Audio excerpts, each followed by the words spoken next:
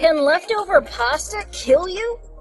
Days-old carb-loaded comfort food is getting a lot of extra attention after this video surfaced of what could happen if you get food poisoning from it. That pasta must have been no good, he thought. A PSA by Dr. Bernard tells what happened when a college student ate 5-day-old cooked pasta that was left out. He died hours later. It's clear that AJ is suffering from some kind of food poisoning that's causing liver failure. You're cooking food and you end up dying from food poisoning. I mean, this is a little extreme, but it can happen. The severe form of food poisoning is from bacteria called Bacillus cereus. Dr. Andrew Orden explains. How does it work? Well, typically it involves cooking rice, pasta, soup, or sauces, and then leaving them out for extended periods of time without refrigeration. This creates the perfect environment for this bacillus to grow. If you consume it, you can get really sick. In another case, a family on a picnic outing got sick from old pasta salad. It's been nicknamed fried rice syndrome. Inside Edition's Les Trent shares what happened to 62-year-old Jermaine Mobley.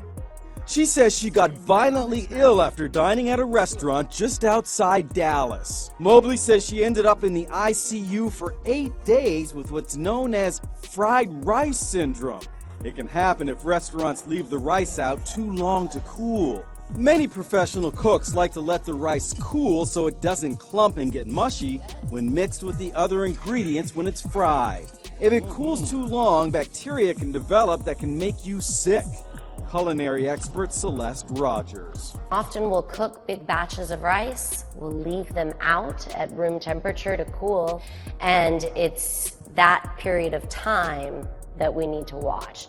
We have a max of 6 hours to cool that rice. If you're preparing fried rice at home, our expert has this advice on how to cool the rice quickly to avoid bacteria growth that happens from keeping it out too long. So we cooked our rice.